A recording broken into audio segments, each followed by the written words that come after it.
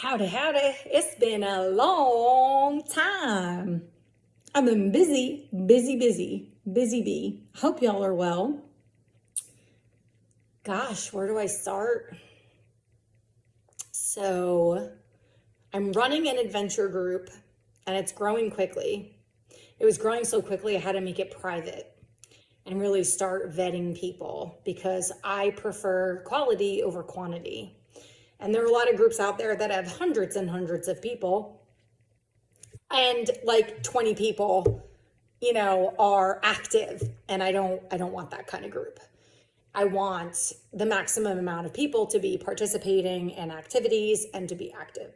So we've done rock climbing, we have a camping trip coming up. I'm running a shit ton of hikes. I actually have a trail ride yoga hike this Sunday. I've hiked this Saturday. Next Saturday, I have 3 hikes. So we'll be out there all day for whoever joins me for all 3, or people can jump in on one. I'm trying to maximize my time out on the trails.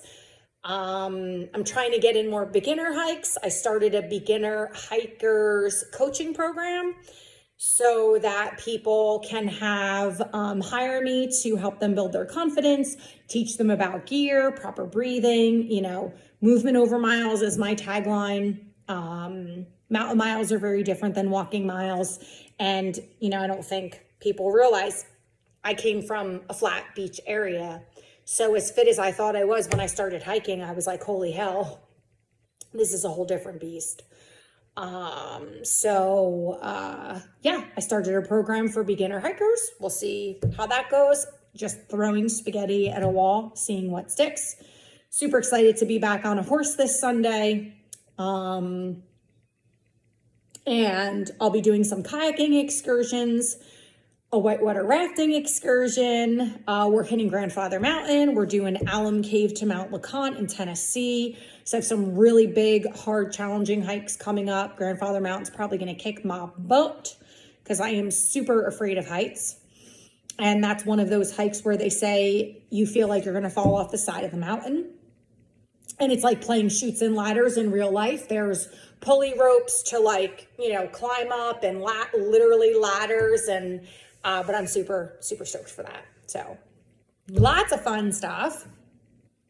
Trying to get my business up and running. I'm teaching yoga, but it's far and few between. I have 1 weekly gig.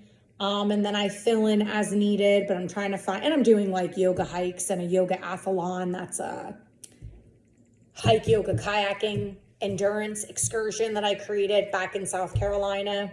So I'm starting all that up again, but I do miss teaching regularly. Still trying to find a place to hang my aerial silks because I have 6 of those.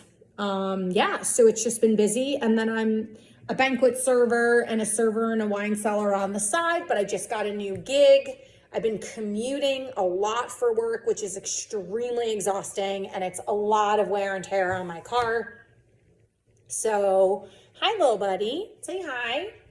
So, I'm trying to save my car and my sanity. But I just wanted to check in and say hi, and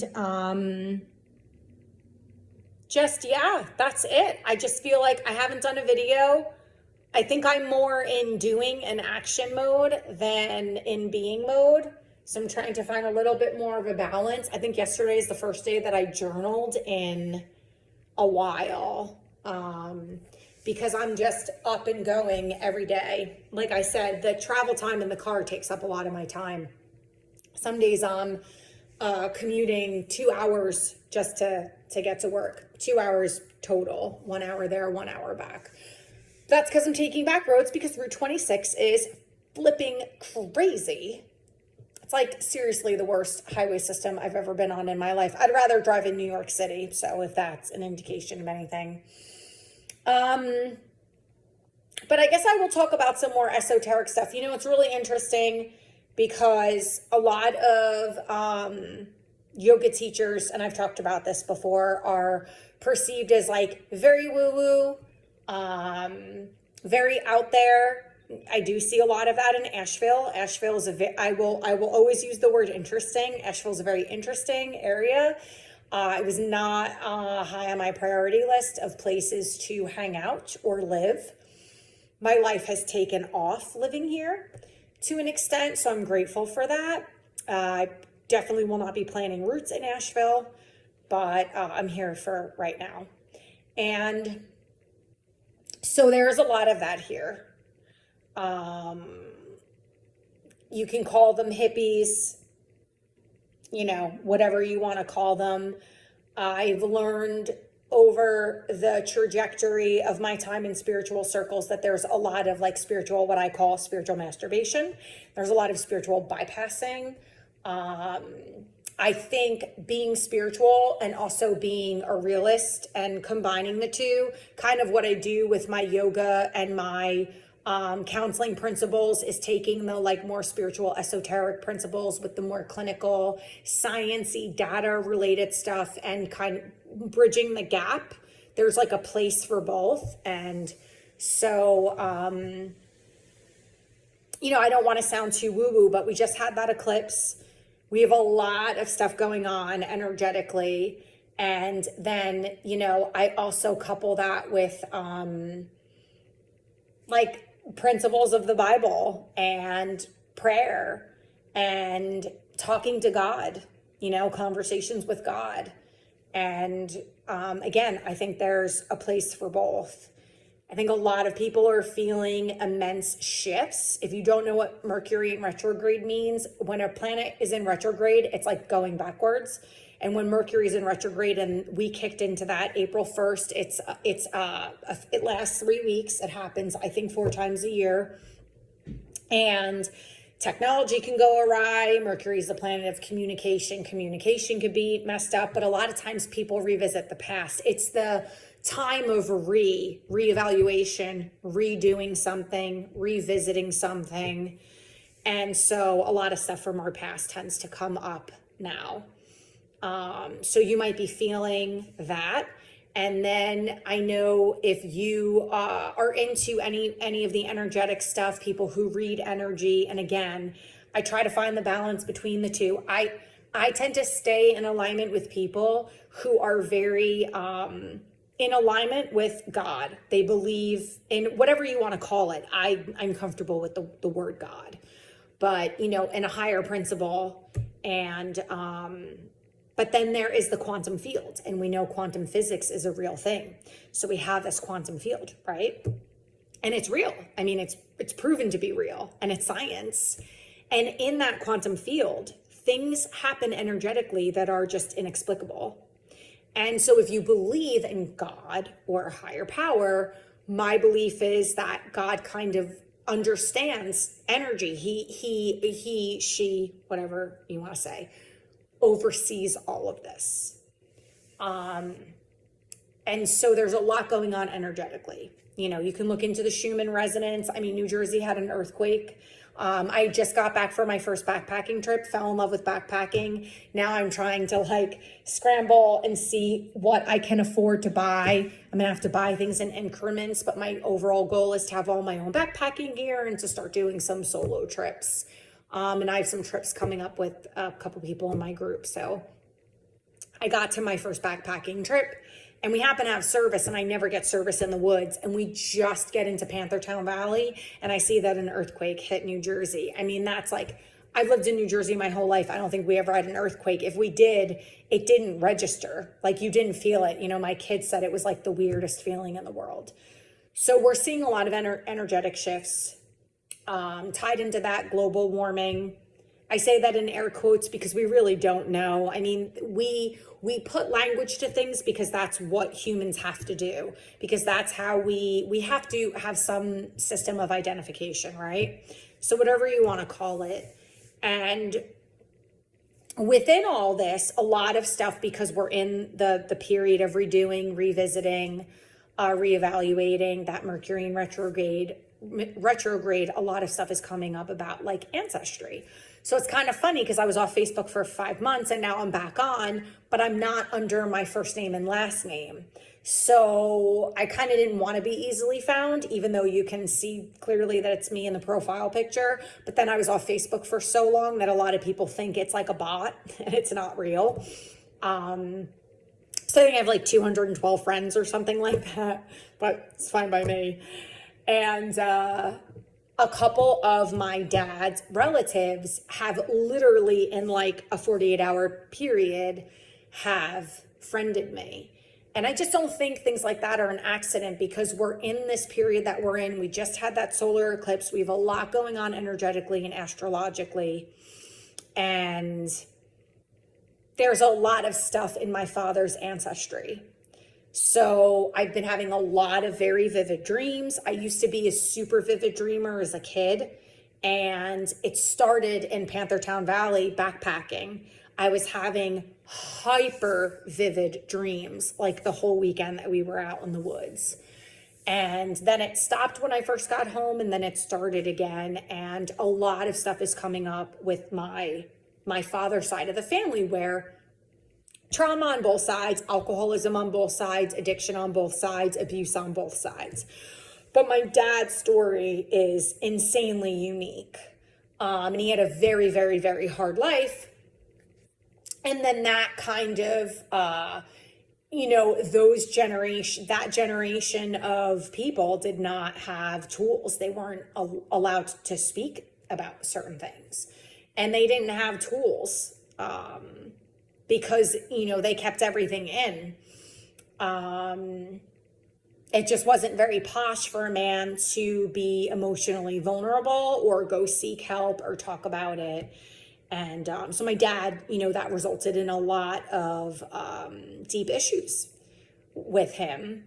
And I think, from what I gather, still battling his inner demons to an extent. A lot of that had to do with alcoholism. And he grew up in a really abusive household with an alcoholic parent. And then there was abandonment from the other parent. So it's kind of ironic, but not. I mean, I kind of knew that stuff like this was going to start to happen. And so I wanted to address it because some of you may be feeling that and not even realizing it. Like, why is all of this stuff from my deep, deep past coming up? Or why is this person that I let go of, like, you might have had deep heartbreak, you might have had a heartbreak, and that person is like in your field again, right? Like, you're thinking about them obsessively, you're reminiscing, you're reliving the memories, and it's like, why is this happening? And so I guess I just wanted to come on and say that a lot of people are experiencing that right now with what's happening. There's a planet Chiron. Chiron is known as the wounded healer, and that ties into our ancestry, and that ties into past experiences as well. So there's a lot happening at one time. So if you've had a lot of people come back from your past, I just had somebody friend me on Facebook that I've not spoken to in forever. I had such a crush on this guy, and all of a sudden he just like friended me out of nowhere. And I thought it was like kind of funny because like I thought he was into me, but I was in a really bad place at that time because I still wasn't like fully over the crux of things with my ex-husband and my divorce. So a lot of this is happening. A girl just reached out to me, one of my daughter's friends that was like a third daughter to me, and she just reached out to me and was like, oh my God, I haven't reached out to you in forever. I'm thinking of you. Let's catch up. So a lot of that stuff is happening. Very common for what is occurring in this moment in time. And they say in Mercury retrograde, it's not a time to start anything new, but with the solar eclipse and the certain things that are happening, we can kind of break that rule. So there's a lot of new things that I'm starting. I'm starting a new gig. I just started the coaching program. I'm trying to create more stuff with my business and get my business to be more visible, which is hard for me because, I have this side of me that's deeply private, and I don't always love being in front of a camera despite appearances. I'm not this super extroverted person. I require a lot of time alone, and I can dive deep into my introversion. After the weekend of backpacking, being around 12 people all weekend, I was like done. So, there's that aspect of me too, but I do want my business to become more visible. And I need help, and I have a hard time asking for help. So if anybody out there can lend me support in terms of technology and resources and doing things as affordably as possible, I would appreciate that. But it's definitely time for me to create more visibility. And yeah, I think that's all that I want to say. If you want to keep in touch with me, please visit my website. It's yonamountainyoga.com. And I'm really proud of that website because I did it myself. And again, that's like, technology is always a labor of love for me. Not always easy. I'm a writer. I love the content, but it's the input that's like, you know what I mean? And then you can follow me on Facebook under Carrie Francis, my middle name, and Instagram, Carrie_yoga_hiking guide. And if you want to jump in my Facebook group, you do not need to live in North Carolina. You never know if you'll visit us here, and you can always jump in, and that is North Carolina Outdoor Adventures. All right, y'all. I have no idea when the next time I'll hop on. I really don't.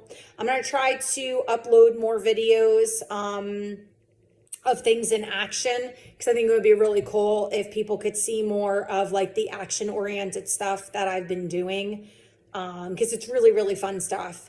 And I have so many amazing people in my group that I've gotten to know. I'm so grateful for them all. I love building community and creating connections. We just need more of that. That's what we're here for. Love ya.